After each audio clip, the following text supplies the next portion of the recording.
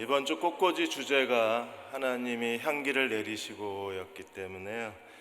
주일날 우리가 향기를 받았기 때문에 오늘은 서로에게서 그리스도의 향기가 날 줄로 믿습니다. 오늘 창세기 14장 말씀 같이 나누겠습니다. 오늘은 롯과 멜기세덱에 대해서 함께 생각하고자 합니다. 최근에 4살 아이가 그 고기 패티가 덜 익은 햄버거를 먹고 신장이 망가져서 신장이 거의 90%가 망가졌습니다. 그래서 그 햄버거 회사를 고발하고 있는데 당연히 햄버거 회사에서는 이상이 없다고 얘기를 했습니다. 그런데 전현직 그 직원들이 증언을 하는 바람에 이게 사태가 좀 더 어려워졌어요. 10년 이상 그 매장에서 아르바이트부터 시작해서 지점장까지 하셨던 분이 증언을 하기를 고기 패티를 기계에 넣었는데 가끔 사람이 집어넣어도 패티가 빠져나오는 게 수백 개 중에 한두 개가 있대요. 그러니까 기계에서 패티가 빠져나오면 안 익을 거잖아요. 그리고 자기가 근무하는 동안에도 고기 패티가 덜 익었다고 반품을 요구하는 고객들이 있었다고 증언을 한 겁니다. 결국에 이 사태로 인해서 이 햄버거 집은 지금 거의 햄버거 손님이 없어요. 아이들은 아예 보이지를 않습니다. 우리가 살다가 보면 아주 단 한 번의 실수입니다. 그것도 사람이 의도적으로 한 게 아니라 기계의 오작동이거나 아니면 사람의 잠깐의 실수가 이런 엄청난 위기를 가져올 때가 있어요. 하나님은 그 위기 때마다 우리에게 그 위기보다 더 큰 은혜를 경험하게 하시는 분이 하나님이십니다. 아브라함의 위기 때마다 하나님께서는 아브라함에게 약속을 재확인하여 주시거나 아브라함에게 하나님께서는 더 큰 은혜, 계시의 자리로 초대하셔서 아브라함이 믿음의 조상이 되기에 부족함이 없도록 하나님이 준비시키고 계셨습니다. 오늘 14장이 아브라함이 벌써 3번째 하나님의 훈련입니다. 12장에서는 사라의 사건으로 인해서 애굽으로 내려갔다가 사라의 사태가 일어나고 그때서야 아브라함은 하나님의 약속의 후손이 되기 위해서 두 사람이 어떻게 준비해야 되는가를 깨닫게 됩니다. 또 13장에서는 아브라함이 롯에게 먼저 선택권을 양보합니다. 네가 좌하면 내가 우하고 네가 우하면 내가 좌하겠다고. 이게 굉장히 위험한 거였었어요. 사라를 누이 동생으로 속인 것도 하나님의 언약을 깨트릴 만한 위험한 사태였는데 하나님께서 극적으로 건져내셨어요. 롯이 만일에 가나안 땅을 선택했다면 아브라함은 빈털터리가 되는 겁니다. 그런데 하나님께서 롯의 그 선택으로 인해서 극적으로 아브라함을 하나님이 지켜주시고 아브라함과 땅의 언약을 맺으신 거예요. 오늘 14장에서는 롯이 전쟁 포로로 잡혀갑니다. 롯을 구출하는 사건으로 인해서 다시 만민의 아버지로서의 아브라함의 존재적 가치를 확인시켜 주는 거예요. 그러니까 하나님이 아브라함에게 주신 언약의 3가지, 후손, 땅, 그리고 만민이 너로 말미암아 복을 받으리라. 그래서 12장에서는 후손, 13장에서는 땅, 14장에서는 만민이 너로 말미암아 복을 받으리라. 하나님이 아브라함에게 주신 약속을 하나님께서 하나씩 테스트하시고 온몸으로 경험하게 하시고 그 하나님의 약속을 몸으로 확인하게 하시는 것이 하나님의 은혜였어요. 아브라함이 실수하고 아브라함이 선을 베풀었지만 그러나 하나님은 아브라함을 따라다니시면서 아브라함 주변에서 일어나고 있는 여러 가지 사건들을 통해서 하나님은 아브라함을 준비하셨습니다. 여러분, 오늘도 마찬가지입니다. 하나님은 우리가 여러 가지 인생의 위기를 경험하고 고통을 경험하지만 그러나 그게 위기가 위기로 끝나지 않고 고통이 고통으로 끝나는 게 아니라 거기서 하나님은 한 걸음 더 우리를 은혜의 자리로 데려가시는 분이 하나님이세요. 이 12장에서 14장까지 오는데 아브라함은 자신의 소중한 사람들을 다 빼앗기는 경험을 합니다. 12장에서는 누구를 빼앗겼어요? 사랑하는 아내 사라를 애굽 왕 바로에게 빼앗길 뻔했다가 하나님이 극적으로 되찾아 주셨습니다. 12장의 사례 사탄은 지금까지 신학자들하고 목사님들이 크게 둘로 나뉘어서 해석을 합니다. 그 둘로 나뉘어서 해석하는 이유가 어디 있느냐 하면 이 단어 때문에 그래요. 12장 15절에 보시면 바로의 고관들도 그를 보고 바로 앞에서 칭찬하니 그 여인을 바로의 궁으로 이끌어들인지라. 이 이끌어들였다는 게 왕의 그 아내로 준비시켰다. 그래서 결혼식 전에 신부 대기실에서 단장하듯이 사라를 단장시켰다, 이렇게 해석을 합니다. 그러면 우리가 구약에서 왕의 아내를 단장시킨 사건은 하나밖에 없어요. 에스더 사건밖에 없습니다. 에스더 사건은 거의 1년이 걸렸잖아요. 그런데 그거는 왕의 아내, 왕후를 준비하는 선발대회였기 때문에 1년이 걸린 거예요. 왜요? 왕이 다 잡아야 되잖아요. 그러니까 그게 시간이 어마어마하게 걸리는 거예요. 근데 지금 사라는요, 왕의 아내가 되는 것이 아니라, 왕비가 되는 게 아니라 후궁이 되는 겁니다. 그러니까 후궁이 되는 거는 그냥 목욕하고 옷 갈아입고 왕의 침실로 가면 되는 거예요. 굉장히 단순한 겁니다. 근데 우리가 그걸 자꾸 착각할 수도 있어요. 근데 애굽에서 실제로 어떤 일이 일어나는지 고문학적 증거가 없기 때문에 우리가 추론을 하는 겁니다. 근데 또 다른 해석이 있습니다. 그게 12장 19절입니다. 19절에 보시면 내가 어찌 그를 누이라하여 내가 그를 데려다가 아내를 삼게 했느냐. 그래서 이끌었다는 단어로 해석하는 목사님들이 계시고 삼게 했다는 단어를 가지고 해석하는 목사님들이 계신 거예요. 삼았다는 건 무슨 뜻입니까? 이미 왕의 침실에 들어갔다는 얘기잖아요. 그러니까 실제로 그 안에서 무슨 일이 일어나는지는 모르겠지만, 그래서 목사님들 해석이 달라지는 이유가 이끌었다는 단어로 해석하는 분이 계시고 삼았다는 해석을 가지고 단어를 가지고 해석하는 분이 계신데, 실제로는 이끌었다가 먼저예요, 삼았다가 먼저예요? 이끌었다가 먼저예요, 삼았다가 나중이에요. 이래서 자꾸 해석이 엇갈리게 되는 겁니다. 근데 중요한 건 뭐냐면 하나님이 이 일에 대해서 아무 말씀도 안 하신다는 거예요. 그냥 일어난 일로 지나가시는 거예요. 그렇기 때문에 우리도 목사님들이나 신학자들이 자꾸 이거 가지고 논쟁을 하는데, 그냥 하나님이 침묵하셨으면 우리도 침묵하는 게 좋습니다. 14장에서는요 롯을 빼앗길 뻔합니다. 그래서 그 동쪽 나라 왕들과 서쪽 나라 왕들의 전쟁에서 롯을 약속의 땅 바깥에서 뺏겨요. 사라도 약속의 땅 바깥에 애굽에서 뺏길 뻔했잖아요. 그 다음에 소돔과 고모라도 약속의 땅 요단강 바깥에 있잖아요. 그 약속의 땅 바깥에 있다가 롯을 빼앗길 뻔했는데 아브라함이 다시 되찾는 전쟁이 오늘 14장의 전쟁이에요. 메투엘리는 롯은 아브라함과 분리되는 순간에 정말 비참하고 정말 무능했다 그랬습니다. 오늘 우리도 마찬가지입니다. 요한복음 15장 포도나무와 가지의 비유처럼 우리는요 그리스도에게서 분리되는 순간 우리는 정말 무능하고 비참해질 수밖에 없는 거예요. 그래서 우리는 그리스도에게 안간힘을 쓰고 그리스도에게 붙어 있어야 됩니다. 오늘 14장을 크게 두 문단으로 나누어서 먼저 14장 1절에서 16절까지 아브라함의 전쟁입니다. 성경에 나와 있는 첫 번째 전쟁입니다. 14장에서는 아브라함이 전쟁에 능한 군사 지도자로 묘사가 되어 있습니다. 동쪽 나라 4왕과 서쪽 나라 5왕이 전쟁을 하는 거예요. 북쪽의 메소포타미아에 있는 4개의 나라 연합군하고 남쪽 가나안 소돔과 고모라를 포함한 롯이 살고 있는 소돔과 고모라 성을 포함한 5개 도시국가 사이에 전쟁이 일어났습니다. 어떤 일이 일어났나요? 4절에 보시면 소돔과 고모라, 아드마, 스보암 그리고 소알 왕 5개 나라 왕들이 그동안의 12년 동안에 엘람 왕 그돌라 오멜에게 조공을 바치다가 13년째 배반을 해요.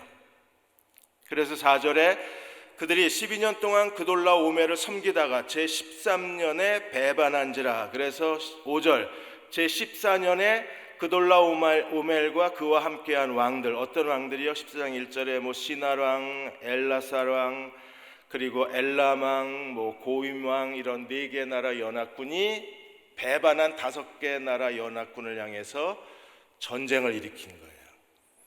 그래서 동쪽 나라 4개 왕이 계속 이 5개 나라를 점령하면서 소돔과 고모라 땅까지, 여매까지, 이제 사해 바다까지 진격해 온 겁니다. 8절과 9절에 보시면 그 당시 전제 상황을 이렇게 설명을 합니다. 전쟁 얘기 나오니까 재미없으시죠? 네. 남자들만 재미있어요. 8절에 소돔 왕과 고모라 왕과 아드마 왕과 스보인 왕과 벨라 곧 소알 왕이 나와서 시딘 골짜기에 그들과 전쟁을 하기 위하여 진을 쳤다. 이게 사해 바다에 진을 쳤어요. 그리고 전쟁을 일으킨 사람들은 누굽니까? 9절에 엘람 왕, 그돌라 오멜, 고임 왕, 디달, 시날 왕, 아브라멜, 그 다음에 엘라상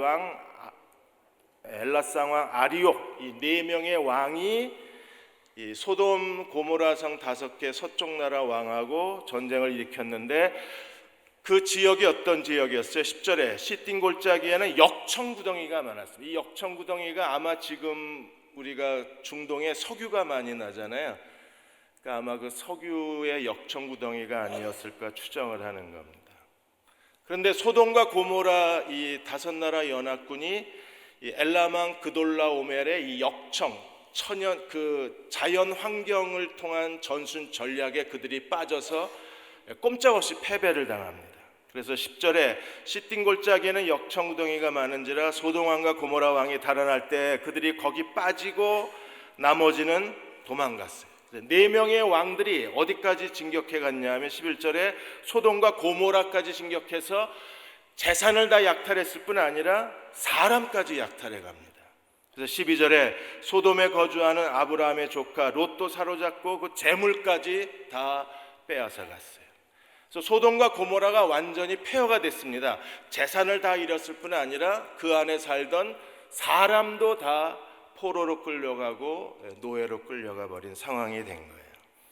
이런 상황에서 하나님이 극적으로 아브라함이 이 사실을 알게 합니다. 그래서 13절에 보시면 한 사람이 도망쳐요. 도망한 자가 와서 히브리 사람 아브라함에게 알리니 그때 아브라함이 아모리 족속 마므레의 상수리 숲을 근처에 거주하였더라. 마므레는 에스겔의 형제요 또 아넬의 형제라. 그래서 마므레, 에스겔, 아넬이 3 형제예요. 이 3 사람이 그들이 아브라함과 동맹을 맺고 있었어요. 이 마므레에 살고 있는 그 마므레 상수리 숲을 근처에 살고 있었던 아브라함에게 소돔에 살고 있던 사람이 한 사람이 도망쳐 와서 이 아브라함을 찾고 소돔과 고모라 형편에 대해서 아브라함에게 알리게 됩니다. 여러분 같으면 어떻게 하겠습니까? 가장 좋은 기름진 땅을 빼앗아 가지고 먼저 뒤도 안 돌아보고 가장 좋은 것을 가지고 가버린 롯이 이런 일을 당했어요. 제일 먼저 무슨 생각이 들었을까요? 거봐, 네가 그럴 줄 알았어. 그 생각 안 했을까요? 근데 아브라함은 정말 경건한 사람입니다. 아브라함은 이러한 일에 대해서 전혀 감정적, 부정적 감정을 안 보여요. 네가 날 버리고 잘 될 줄 알았냐? 이 생각도 할 만하잖아요. 네가 나 때문에 부자가 됐는데 네가 그렇게 욕심을 부리고 가야 되냐? 나를 인간적으로 배신할 수 있냐? 그런 생각을 할 수도 있잖아요. 근데 아브라함은 전혀 그런 부정적 생각이 없어요. 아브라함은 어떻게 했습니까? 14절에 아브라함이 그 조카가 사로잡혔음을 듣고 집에서 기르고 훈련된 자 318명을 데리고 단까지 쫓아갑니다. 근데 나중에 보니까 아브라함의 318명의 군대만 간 게 아니라 아브라함이 헤브론에서 동맹을 맺었던 마므레, 에스골, 아넬 3형제와 함께 이 동맹한 사람들의 군대와 함께 조카 롯을 찾으러 추격전을 벌이게 된 거예요. 그러니까 아브라함은 자기를 인간적으로 배신하고 자기의 마음에 상처를 주었던 롯을 돕는 일을 결코 주저하지 않았어요. 이 선한 마음으로 추격해간 전쟁이었기 때문에 여러분 318명의 군대가 아무리 뛰어난 정예 군대라고 해도 4개 나라 연합군하고 싸우는 것은요, 이건 이미 진전쟁이잖아요. 318명이 아무리 뛰어난 무슨 어벤져스 팀이 아닌 이상에 4개 나라 연합군하고 싸워서 이 전쟁을 이길 수는 없어요. 그럼 만일에 이 전쟁에서 패배하고 아브라함이 죽었으면요, 하나님의 언약은 또 깨지는 겁니다. 사라를 뺏겼어도 언약이 깨지고, 롯이 가나안 땅을 먼저 차지하고 앉았어도 언약이 깨지고, 또 아브라함이 이 전쟁에서 패전했으면 아브라함을 향한 하나님의 약속이 또 깨져버리는 거잖아요. 그러니까 정말 아브라함은 아슬아슬하게 하나님의 약속을 아주 굉장히 위험하게 만드는 거예요. 아브라함 마치 시한폭탄 같아요. 하는 것마다 하나님의 약속을 위협하고 있는 겁니다. 그런데도 하나님은 어떻게 하셨어요? 그 아브라함을 하나님이 보호하시는 겁니다. 나중에 멜기세덱이 아브라함의 이 전쟁을 어떻게 평가했습니까? 20절에 보시면 너의 대적을 내 손에 붙이신 지극히 높으신 하나님을 찬송하라. 이 전쟁에 누가 개입을 하셨습니까? 하나님이 어떻게 하셨어요? 내 손에 붙이셨다. 그래서 이긴 겁니다. 그러니까 318명의 군대가 뛰어난 것도 아니고 동맹을 맺었던 이 사람들의 군대가 뛰어난 것이 아니라 결국에는요, 하나님이 이기게 하셨기 때문에 이길 수 있었던 거예요. 하나님이 이기게 하신 것은 무엇 때문입니까? 아브라함이 선한 마음을 가지고 어쨌든 조카 롯을 되찾아야 되잖아요. 롯이 죽으면 아무리 롯이 하나님 언약 바깥에 있는 사람이라고 할지라도 롯을 잃어버릴 수는 없잖아요. 나중에 사도 바울이 디모데에게 뭐라 그랬습니까? 우리가 가족을 돌보지 않으면 믿지 않는 사람보다 더 악한 사람이라 그랬잖아요. 그런 것처럼 아브라함은 롯에 대해서 진정으로 선한 마음으로 행한 거예요. 사랑하는 여러분, 오늘 우리가 선한 마음으로 행하면 하나님은요, 불가능한 일을 가능하게 만드시고 도저히 우리 힘으로 이룰 수 없는 일인데 그 일을 이루어내실 수 있는 분이 하나님이세요. 왜요? 우리가 선을 행하며 하나님도 우리에게 선을 행하시기 때문에 그렇습니다. 지난 2월에 미국의 홈디포라고 있습니다. 홈디포는 목재, 철공, 집 짓는 데 필요한 모든 건축 자재를 다 파는 데를 홈디포라고 합니다. 거기에 딜런 레이건이라는 사람이 일을 하고 있는데 갑자기 동료가 큰일 났다, 주차장에 큰일 났다는 소리를 지르는 바람에 가서 보니까 웬 여자가 아이를 데리고 차에 태우려고 그러는데 한 남자가 그 아이를 유괴를 해간 거예요. 그래서 레이건이 전화를 해서 경찰을 부르고 그 당시 상황을 경찰에게 설명을 했습니다.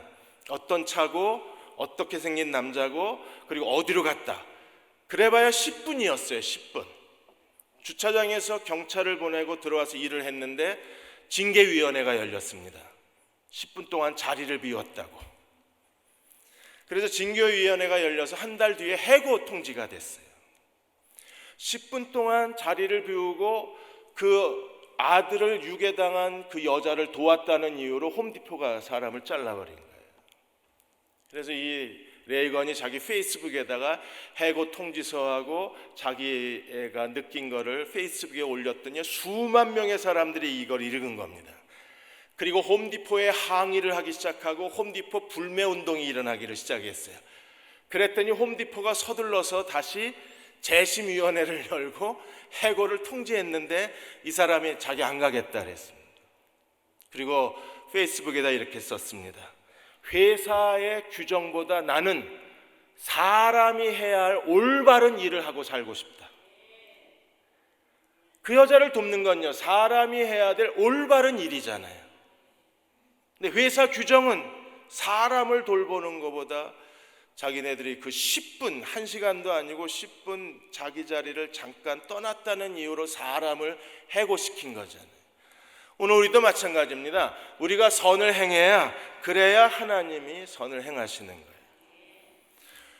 아브라함은요 318명하고 그리고 그 자기가 동맹을 맺었던 아모리 족속의 마므레 그리고 에스골 그리고 아넬 이 삼형제와 더불어서 한밤중에 야간 추격전을 벌이고 그리고 기습 공격을 해서 어떻게 했나요? 16절에 모든 빼앗겼던 재물과 자기의 조카 롯과 그의 재물과 또 부녀와 친척을 다 찾아왔더라. 우리가 하나님 앞에 힘써 선을 행해야 될 이유가 선을 행할 때 하나님의 복의 문이 열리고 선을 행할 때 하나님이 우리의 행하는 모든 일에 형통함을 주실 수가 있어요. 디모데전서 6장 17절에 내가 이 세대의 부한 자들을 명하여 마음을 높이지 말고 정함이 없는 재물에 소망을 두지 말고 오직 우리에게 모든 것을 후히 주사 누리게 하시는 하나님께 두며 우리가 소망을 어디에 두어야 돼요? 정함이 없는 재물에다 소망을 두는 게 아니라 우리가 소망을 어디에 두어야 합니까? 모든 것을 후히 주사 누리게 하시는 하나님께 둬야 돼요. 하나님께 소망을 둔 사람들은요, 그 하나님은 어떤 분이세요? 모든 것을 후히 주시고 누리게 하시고. 여러분 원하는 거 이거 아니에요? 아니에요? 나만 원하나? 저는 이렇게 살고 싶어요. 모든 것을 후히 주시고 누리게 하시고.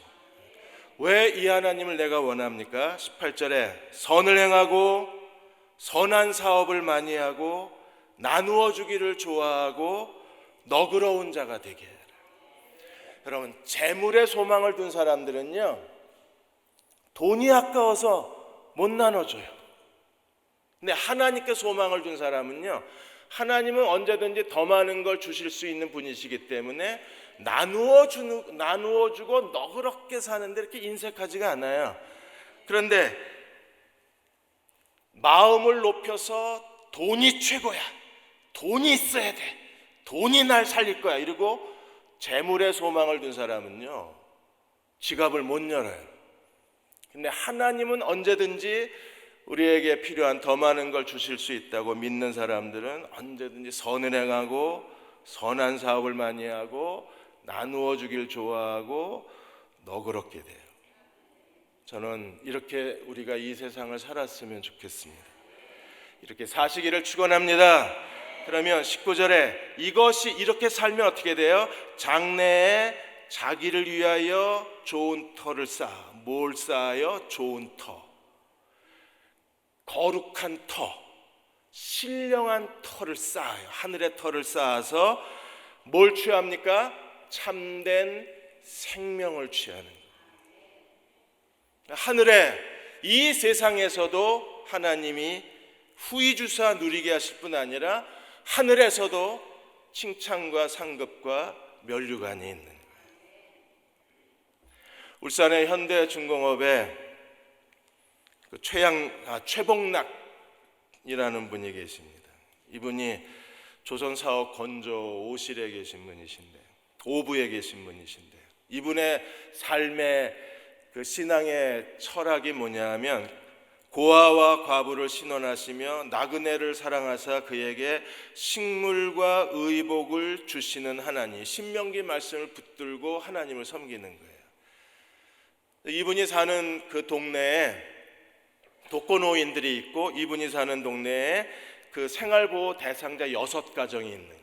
그러면 이분이 한 달에 꼭 2주에 한 번씩 20kg 쌀 푸대를 메고 그 동사무소에 있는 그 부녀, 그 누구죠? 사회복지 부녀 이분을 데리고 이 가정을 방문을 해요. 그래서 한 달에 2번 20kg 쌀 푸대를 들고 가정을 방문을 해서 하루 세끼 밥이라도 먹으라고 이걸 돕는 겁니다. 그렇게 수년째 이 일을 해요. 저는 이분이야말로 어떻게 살아야 되는가를 아는 분인 것 같아요. 그럼 그 월급이 이렇게 많은 것도 아닙니다. 아내는 우체국에서 근무하고 계신데, 그래서 이분들이 이렇게 둘이 힘을 합해서 자기 주변에 있는 사람들은 내가 책임진다. 그래서 할 수 있는 일이 쌀 나눠주는 일이니까. 그래서 쌀자루 순례라고 자기들은 불러요. 쌀자루를 메고서 가서 나누어 주는 일을 계속합니다. 저는 확신하기를 하나님은 이분들을 분명히 후히 주시고 누리게 해주실 것 같아요. 그리고 그분들은 정말 장래에 좋은 터를 쌓아두고 있는 겁니다. 근데 나중에 보니까 이분들이 진짜 좋은 터를 쌓았어요. 매달 100만 원을 저축을 해요. 그래서 은퇴한 다음에 무이탁 노인들을 위한 무료 양로원을 운영한다고 매달 돈을 모아요. 그리고 정부에서 어떻게 정부의 이 사업을 정부 지원으로 할 수 있을까를 계속 지금 길을 찾고 있어요. 그러니까 쌀푸대 순례가 좋은 터가 돼서 만일에 무료 양로원이 된다 그러면 이분들은 자기 인생에서 정말 하나님 말씀대로 순종하고 사는 거잖아요. 그러니까 오늘 우리가 선을 행하면 하나님은 그게 더 좋은 터가 되게 하시는 거예요. 아브라함이 귀찮아 이러고 갔으면요, 그래도 뭐 하나님 도와주시겠죠. 어쨌든 도와주는 거니까. 아브라함이 즉각적으로 롯이 사로잡혔다는 얘기를 듣고 추격해서 도와줬을 때 하나님은 아브라함에게 더 좋은 터를 준비해 놓으신 거예요. 그 더 좋은 터가 무엇입니까? 멜기세덱을 만납니다. 그래서 17절에서 24절까지 아브라함이 두 왕을 만나는데 하나는 소돔 왕이고 하나는 멜기세덱이에요. 히브리서 13장 1절 2절에 형제 사랑하기를 계속하고 손님 대접하기를 잊지 말라. 이로써 부지 중에 천사들을 대접한 이들이 있었느니라. 여러분, 손님 대접하기를 잊지 말라. 이로써 부지 중에 우연히 어떻게 누구를 대접해요? 천사를. 아브라함은 조카니까 당연히 조카니까 도와야 되잖아요. 근데 조카를 도우러 갔다가 전쟁을 하나님이 승리하게 하시고 이 승리는 하나님이 주신 겁니다. 그런데 그 하나님이 승리하게 하시고 돌아오면서 두 왕을 만났는데 그 중에 하나가 멜기세덱입니다.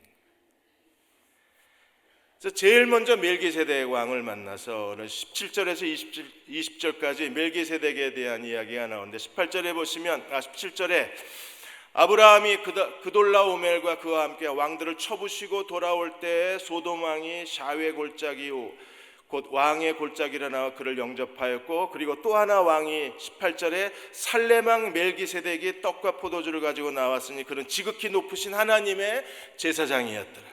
그래서 멜기세덱에 대한 중요한 세 가지를 얘기합니다. 하나는요, 그가 살렘 왕이라는 겁니다. 살렘은요, 멜기세덱은 무슨 뜻입니까? 의의 왕이라는 뜻입니다. 의의 통치자. 이름 자체가 의의 통치자라는 뜻을 갖고 있고, 내 왕은 정의롭다, 이 뜻이 멜기세덱이라는 뜻입니다. 그런데 이 왕의 이름이 살렘 왕입니다. 살렘은 두 가지 뜻이 있습니다. 하나는요, 예루살렘을 줄인 게 살렘입니다. 그래서 앞으로 아브라함의 후손인 이스라엘 역사에서 예루살렘이 가장 중요한 역할을 할 것을 미리 보여준 게 바로 멜기세덱이 살렘 왕이라는 표현이라는 거예요. 또 하나, 살렘은 샬롬의 변형입니다. 그래서 이 멜기세덱은 평화의 왕, 의의 왕의 표상이라는 거예요. 여러분, 평화의 왕으로 오신 분이 누구십니까? 예수님이십니다. 그러므로 예루살렘으로 해석해도 의미가 중요하고 평화의 왕으로 해석해도 의미가 중요한 거예요. 그리고 멜기세덱이라는 이름도 의의 왕으로 오셨기 때문에 이 이름도 너무나 중요한 겁니다. 누구한테 중요해요? 누구를 상징합니까? 예수님을 상징하는 거예요. 이 멜기세덱이 포도주와 빵을 가지고 왔고, 그 다음에 멜기세덱이 아브라함을 축복하는데 어떻게 지극히 높으신 하나님의 제사장이라는 사실을 우리에게 설명해 주고 있어요. 지극히 높으신 하나님은요, 우주의 창조자이시요, 그 다음에 인류 역사의 주권자, 창조주와 주권자 하나님의 제사장이라는 겁니다. 그러면 이제 여기서 우리가 당황하게 됩니다. 그러면 제사장이면 하나님과 하나님의 백성 사이에 중개자인데, 그러면 아브라함 시대에 하나님의 백성이 있었나? 백성도 없는데 어떻게 제사장이 존재할 수 있나? 여러분, 아브라함 시대에 하나님을 믿는 사람들이 있었을까요?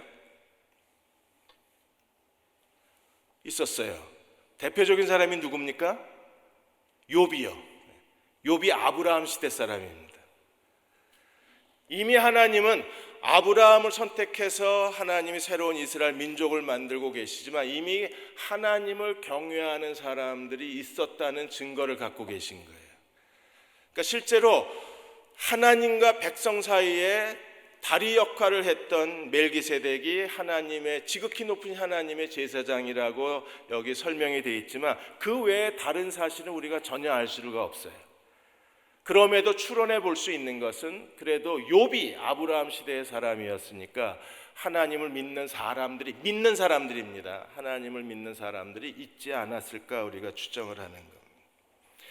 이 멜기세덱이 어떻게 했나요? 19절에 그가 아브라함을 축복하여 이르되 천지의 주제시요 지극히 높으신 하나님이여 아브라함에게 복을 주시옵소서. 하나님도 아브라함에게 너는 복의 근원이 될지라. 지극히 높으신 하나님의 제사장 멜기세덱도 아브라함에게 네가 복을 얻으리로다. 그리고 20절에 너의 대적을 내 손에 붙이신 지극히 높으신 하나님을 찬송할지로다 하며 아브라함이 그 얻은 것에서 10분의 1을 멜기세덱에게 주었어요. 그러니까 벌써 이 시대에 11조가 있었던 겁니다.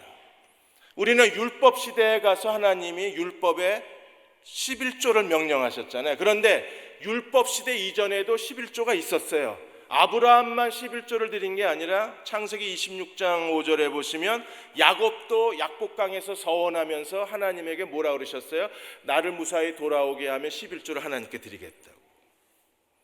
11조는 무슨 상징이라 이렇게 아브라함도 멜기세덱에게 11조를 드리고 야곱도 11조를 하나님께 약속했을까요? 여러분 11조는요, 내가 가진 모든 것은 다 하나님의 소유다. 하나님의 소유권을 인정하고 하나님의 주권을 인정하는 게 11조 사상이에요. 그러니까 11조 가지고 그렇게 벌벌 떨고 11조 가지고 그렇게 예민하게 인색하게 구실 게 아니에요.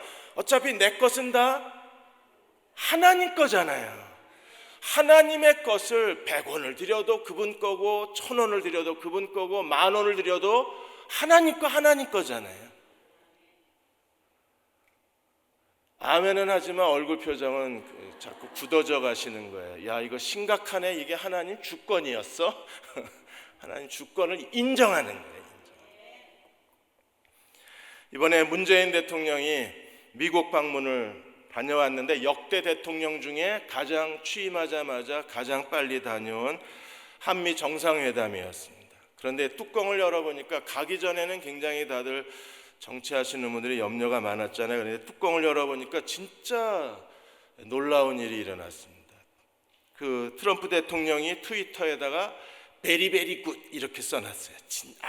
아주 좋았다 이렇게 써놨습니다. 어떻게 그렇게 염려하던 한미 정상회담이 이렇게 성공적으로 이루어질 수 있었나? 그 뒤에 김장한 목사님이 계십니다. 김장한 목사님에 대한 이야기를 한 신문 그 논설위원이 아주 조심스럽게 김장한 목사님 얘기를 썼어요. 반전의 열쇠는 김장한 목사였다는 겁니다. 이번에 빌리 그레함 목사님 아들이 프랭크 그레함입니다. 근데 빌리 그레함 목사님이 김장한 목사님을 진짜 좋아하세요. 그래서 자기 장례식은 한국에 김장한 목사가 와서 장례를 꼭 치러줬습니다. 유언장에 아예 써놨어요. 빌리 킴이 와서 내 장례를 치르라고. 근데 프랭크 그레함이 미국은 종교세를 내기 때문에 목사들이 정치 활동을 합니다. 한국도 지금 목회자가 종교세를 내야 되는데 종교세를 내면 당연히 한국 목사들도 정치 활동을 하게 됩니다. 그래서 프랭크 그레함은 트럼프 편에 서서 50개 주를 다니면서 트럼프 선거를 도와서 트럼프 당선을 도왔던 게 빌리 그레함 목사님 아들 프랭크 그레함입니다. 김장한 목사님 프랭크 이 아들을 불렀어요. 플랭클린을 한국에 불러서 플랭클린 목사하고 문재인 대통령하고 식사를 하게 했습니다. 플랭클린이 만나보니까 문재인 대통령이 마음에 드는 거예요. 그래서 그날 식사가 끝나자마자 플랭클린 대통령이 펜스 부통령하고 전화를 했습니다. 그리고 한미 정상회담을 빨리 진행하는 게 좋겠다. 내가 보니까 문 대통령 정말 괜찮은 사람, 이렇게 된 거예요. 그래서 한미 정상회담이 갑작스럽게 잡혀서 빠르게 진행이 된 겁니다. 이 트럼프 대통령도 프랭클린 그레함을 굉장히 좋아합니다. 왜냐하면 50개 주를 다니면서 자기 선거를 도왔으니까. 그래서 자기 취임식 때에 프랭클린이 와서 축복 기도를 하게 했잖아요. 그래서 김장한 목사님이 그 중간 역할을 한 거예요. 2003년도 노무현 대통령이 당선됐을 때에도 조지 부시 대통령이 노무현 대통령을 굉장히 경계했습니다. 그런데 한미 정상회담을 안 하면 이게 북한 문제가 해결이 안 되잖아요. 그래서 김진표 의원이 노무현 대통령한테 김장한 목사님한테 부탁을 하자 그랬더니 노무현 대통령이 이회창 선거를 도운 사람이 나를 도와주겠냐 이렇게 부정적으로 얘기했는데 김진표 의원이 뭐라 그랬냐면 김장한 목사님은 하나님의 주권을 아는 사람이기 때문에 노무현 대통령이 당선된 순간 하나님이 세우셨다는 믿음을 갖고 계신 분이라 그분이 도와줄 거라고. 근데 실제로 김장한 목사님이 노무현 대통령을 도와주기 위해서 그 아버지 부시 대통령을 한국에 불러요. 그리고 노무현 대통령하고 식사를 하게 합니다. 그래서 아버지 부시가 아들 부시한테 가서 말합니다. 야, 노무현 괜찮은 사람이니까 너 꼭 만나야 된다고. 그래서 한미 정상회담이 실현이 된 거예요. 재미없으시구나. 그러니까 김장한 목사님은 정치 노선이 달라도 일단 당선이 되면 하나님의 주권을 인정하는, 이게 11조 사상입니다. 그러니까 11조의 영성을 가지고 사는 사람들은 결정된 모든 일 배후에 하나님의 주권이 있다고 믿고 결정된 일을 하나님의 주권으로 받아들이는 거예요. 그게 11조를 하나님께 드리는 것도 중요하지만 11조 영성을 갖고 사는 것도 너무나 중요한 거. 이 멜기세덱은 누굴까요? 여러분, 멜기세덱은 그 당시에 유대인들 가운데 아브라함이 멜기세덱에게 11조를 줬으니까 당연히 유대인 내에는 멜기세덱 추종자들이 많이 있었어요. 그래서 멜기세덱을 숭배하는 사람들이 많이 있었습니다. 이 멜기세덱을 숭배했던 사람들이 예수 그리스도가 대제사장이 되어서 아브라함의 대제사장이 예수 그리스도라는 말에 멜기세덱 추종자들이 반발을 일으킨 겁니다. 그래서 예수님의 대제사장직에 대해서 그들은 노골적으로 불만을 드러내고 멜기세덱과 예수 그리스도의 관계에 대한 궁금증을 바울에게 쏟아놓은 거예요. 그걸 기록한 게 히브리서입니다. 그러니까 하나님을 섬기는 이스라엘에게는 두 개의 대제사장 계열이 있는 거예요. 이거 오늘 안 해야 될 것 같은데 분위기가 하나는 아론의 계열이 있고 하나는 멜기세덱 계열이 있는 거예요. 근데 이스라엘 백성들은 하나님이 아론을 통해서 대제사장직을 세웠는데 예수님이 대제사장직은 어디서 왔냐 이렇게 반문을 한 겁니다. 왜냐하면 예수님은 유다 지파에서 태어났는데 이 아론의 계열에서 태어나지 않았는데 어떻게 예수님이 대제사장이 될 수 있냐. 그래서 히브리서 기자가 설명하는 게 예수님은 멜기세덱 계열을 통해서 대제사장이 되신 분임을 설명을 하는 거예요. 히브리서 4장 14절 16절에 예수님이 대제사장이십니다. 그래서 우리에게 큰 대제사장이 계시니 승천하시는 이 곧 하나님의 아들 예수시라. 우리에게 누가 있어요? 큰 대제사장이 있습니다. 15절 우리에게 있는 대제사장은 어떤 분이세요? 우리의 연약함을 동정하지 못할 리가 아니요 모든 일에 우리와 똑같이 시험을 받으신 이로되 죄는 없으시다. 그리고 16절 그러므로 우리는 긍휼하심을 받고 때를 따라 돕는 은혜를 얻기 위하여 은혜 보좌 앞에 담대히 나아갈 것이라. 누구를 의지하고? 대제사장이신 예수님을 의지하고. 그럼 이 예수님이 어떻게 대제사장으로 인정되실 수 있나? 5장에 설명하고 있습니다. 5장 5절에 이와 같이 그리스도가 대제사장이 되셨다 그랬어요. 5장 6절에 내가 영원히 멜기세덱 반차를 따르는 제사장이라. 그래서 예수님은 아론의 계열이 아니라 멜기세덱 계열이에요. 그리고 10절에 하나님께 멜기세덱의 반차를 따른 대제사장이라 칭하심을 받으셨느니라. 예수님은요 어느 계열을 따라 대제사장이 되셨어요? 멜기세덱 반차를. 그리고 11절에 멜기세덱에 관하여는 우리가 할 말이 많으나 너희가 듣는 것이 두나무로 설명하기 어렵다. 그러나 중요한 한 가지 사실은 무엇입니까? 예수님의 대제사장직은 아론의 계열이 아니라 멜기세덱 계열이라는 거예요. 여러분, 이 정도는 우리 알고 살아야 됩니다. 성숙한 그리스도의 제자가 되려면 이 정도 지식은 상식적으로 갖고 살아야 돼요. 그래서 7장으로 넘어가면 이 멜기세덱을 다시 설명을 합니다. 7장 1절에서 3절까지 이 멜기세덱은 살렘 왕이요 지극히 높으신 하나님의 제사장이라, 지금 14장 이 사실을 히브리서 기자가 다시 설명하는 거예요. 지극히 높으신 하나님의 제사장이라 여러 왕을 쳐서 죽이고 돌아오는 아브라함을 만나 뭘 했어요? 복을 빌었습니다. 여러분, 복은요, 작은 자가 큰 자한테 비는 거예요? 큰 자가 작은 자한테 비는 거예요? 큰 자가 작은 자한테. 그러면 아브라함이 커요? 멜기세덱이 커요? 꼭 유치원 같죠 지금? 멜기세덱이 큰 자기 때문에 아브라함에게 복을 주는 겁니다. 복을 빌었다는 것은 멜기세덱이 크다는 거잖아요. 그래서 2절에 아브라함이 모든 것의 10분의 1을 그에게 나누어 주니라. 11조는 우리가 누구한테 바치는 겁니까? 하나님께 드리는 겁니다. 그에게 나누어 주니라. 그 이름을 해석하면 먼저는 의의 왕이요, 그 다음에 살렘 왕이니 곧 평강의 왕이요. 우리가 조금 전에 다 해석을 했죠. 저희 교회가 진짜 친절하게 잘 가르쳐주는 교회예요. 히브리서에 이미 설명된 걸 여러분에게 설명을 드렸잖아요. 그리고 3절에 이게 멜기세덱의 족보입니다. 아버지도 없고 어머니도 없고 족보도 없고 시작한 날도 없고 생명의 끝도 없어서, 그럼 누구예요? 당연히 하나님의 현현인 거예요. 그래서 하나님의 아들과 닮아서 항상 제사장으로 있느니라. 이 멜기세덱이 바로 예수 그리스도, 그렇게 선언을 하는 거예요. 멜기세덱 추종자들이 막 혼란과 갈등에 있다가 바로 그 멜기세덱, 아브라함이 칭했던 지극히 높으신 하나님의 대제사장이 예수 그리스도이라는 사실에 그들은요, 예수님과 멜기세덱을 분리해 놓고 고민하던 사람들이 이제 멜기세덱 추종자들이 예수 그리스도를 대제사장으로 인정하시게 되는 거예요. 예수님이 대제사장으로 인정이 안 되면 예수님이 십자가에 죽으신 대속죄사가 인정이 안 돼요. 왜냐하면 대제사장만이 백성의 죄를 속죄할 권한을 누가 가졌어요? 대제사장만이 가졌어요.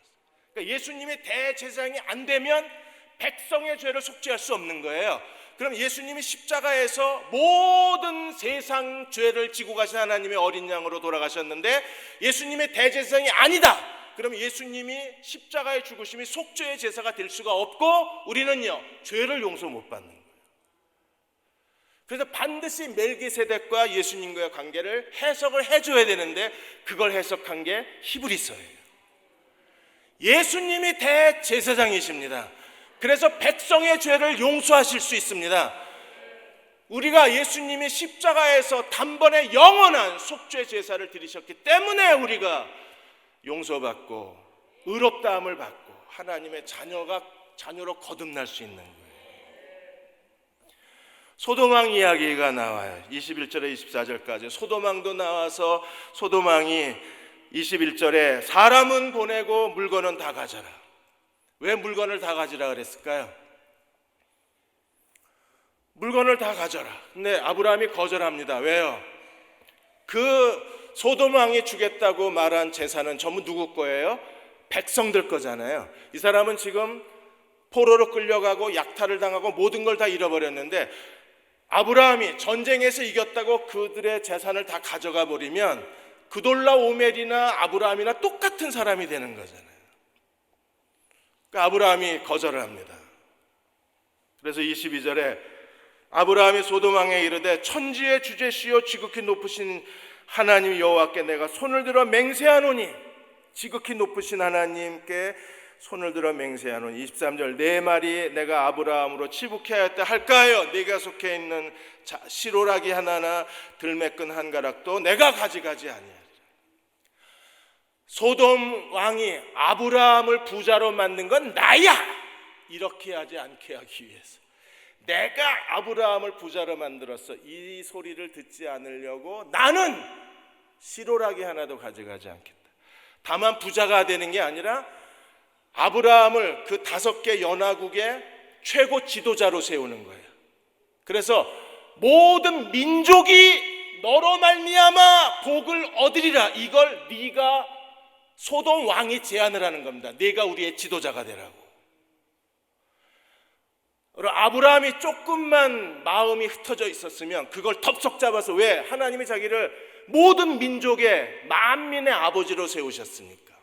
야, 이게 하나님 기회인가 보다. 그리고 소돔 왕의 제안을 받아들여서 그 5개 연합국의 최고 지도자가 됐으면 하나님이 어떻게 하셨을까요? 네, 아브라함은 거절합니다. 왜요? 그건 정말 세상 방법이잖아요. 아브라함은 하나님이 자기를 세워주실 때까지 기다리는 거예요. 여러분, 이게 하나님이 하시는 일인지 사람이 하는 일인지 정말 헷갈릴 때가 있어요.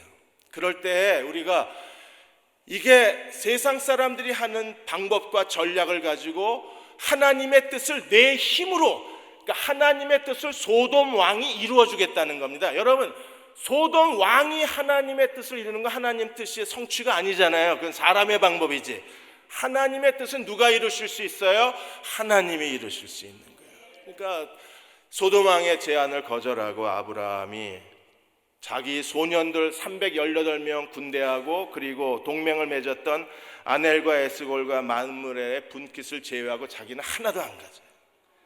그러니까 정치적 제안을 거절해버린 겁니다. 그리고 나중에 하나님께서 아브라함의 언약을 이루어 주시는 거죠. 오늘 우리도 가끔 가다가 인생에 정말 어려운 일들이 일어나요. 유기성 목사님이 미국의 애틀란타에서 목회하시고 나서 그 경험을 책에다 쓰셨는데, 애틀란타에 만나는 목사마다 전부 어려운 일이 있는 겁니다. 한결같이 고난이 없는 목사가 없어요. 암에 걸리거나 아니면 가족이 일찍 죽거나 아니면 아이들이 가출하거나 목회 실패하거나 교인들에게 배신을 당하거나 모든 자기의 꿈을 다 잃어버리는 어려움을 겪고, 그래서 유기성 목사님이 어느 날 하나님의 종들이 왜 이렇게 어려움을 당해야 되나 정말 간절히 하나님 앞에 묵상을 했었습니다. 근데 한 가지 중요한 사실은 그러한 어려움을 통해서 목사님들이 목회의 방향이 바뀌고 목회의 가치관이 바뀌었다는 거예요. 하나님의 뜻대로 많이 바뀐 것에 대해서 너무나 크게 감사를 했습니다. 그리고 생각한 게 옛날 어른들이 들려준 얘기가 생각이 난 거예요. 시골집에서 불이 나면 사람을 끌어내는 건 쉬운데 이 외양간에 있는 소 끌어내는 게 어렵답니다. 소가 불이 붙으면 자기 집에서 꼼짝도 안 하고 안 나간대요. 사람이 몇 명이 달겨들어서 끌어내려고 해도 이 소를 못 끌어낸답니다. 그때 옛날 어른들이 어떻게 소를 끌어냈느냐 하면 소 여물통을 뒤집어 버리면 소가 순순히 나온대요. 여물통을 탁 뒤집어 버리면요, 소가 여긴 내 살 때가 아닌가벼 이러고 나온대요.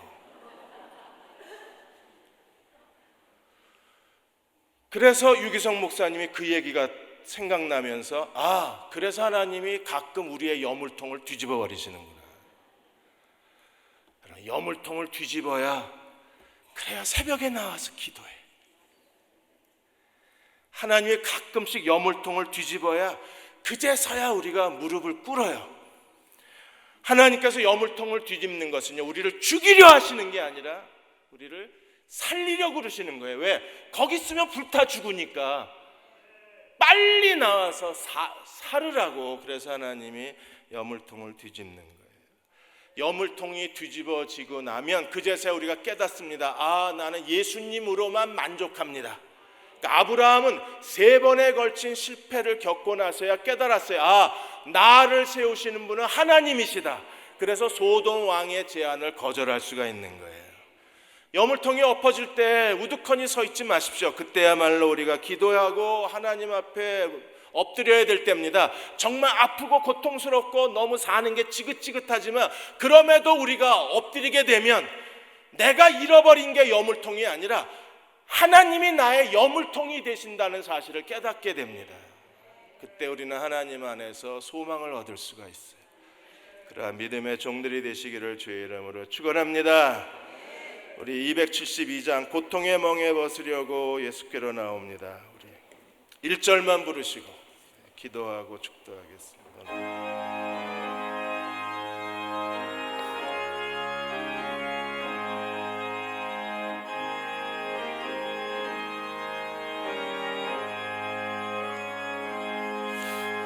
고통의 몽에 벗으려고 예수께로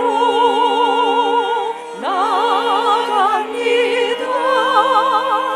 자유와 기쁨 베푸시는 주께로 갑니다.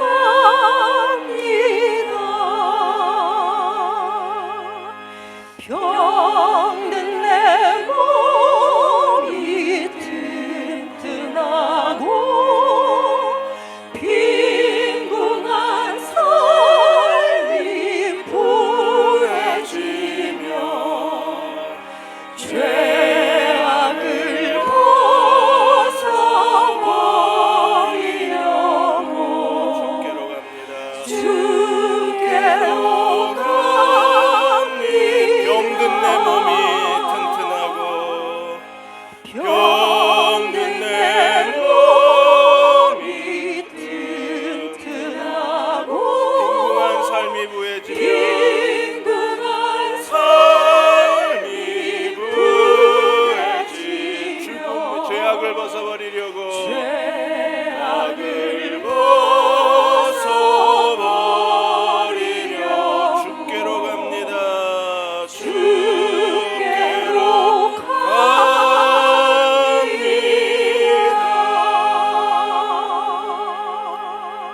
자, 우리 잠시만 기도하겠습니다. 설교가 길어서 죄송합니다. 낭패와 실망당한 뒤에 예수께로 나옵니다. 고통의 멍에 벗으려고 예수께로 나옵니다. 교만한 마음을 내버리고 예수께로 나옵니다. 하나님, 우리의 병든 몸을 튼튼하게 하여 주옵소서. 빈궁한 삶이 부해지게 하여 주옵소서. 슬프던 마음이 위로받게 하여 주시고 이 생의 괴로움의 풍파가 잔잔해지게 해 주옵소서. 영광의 주를 배웠게 하여 주옵소서. 우리 같이 통성으로 같이 기도하겠습니다. 아버지 하나님, 우리에게 찾아오셔서 우리를 만나주시고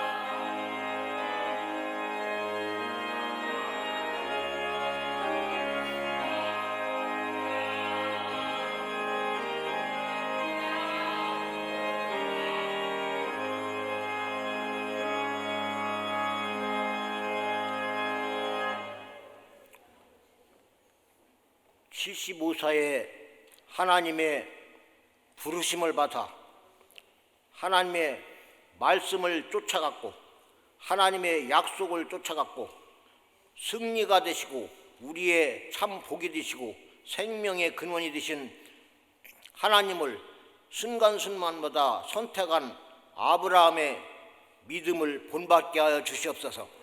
주님, 또한 아브라함은 가는 곳마다 단을 쌓고 여호와의 이름을 불렀다고 하는데 우리가 하나님 앞에 매일매일 참된 주님이 기뻐하시는 예배를 드리게 하시고 주님의 이름을 매일 부르는 아브라함처럼 기도 생활을 충분히 잘해서 주님의 마음을 알고 주님의 뜻을 알고 주님의 사랑과 믿음과 소망과 천국의 소망을 가지고 매일매일 하나님의 부르심에 합당한 삶을 살 수 있도록 이런 소원을 가진 우리 귀한 대흥교회 수요예배에 참여한 모든 성도들에게 지금은 하나님 아버지의 극진하신 사랑하심과 친히 이 땅에 오셔서 우리의 죄악을 담당하신 예수 그리스도의 크신 사랑하심과 또한 우리 심령 속에 찾아오셔서 우리를 진리 가운데로 하나님 말씀 가운데로 하나님 은혜 가운데로 성령의 인도하심 가운데 우리를 천국으로 인도하시는 성령님의 풍성하신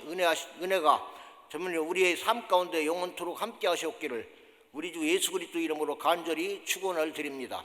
아멘.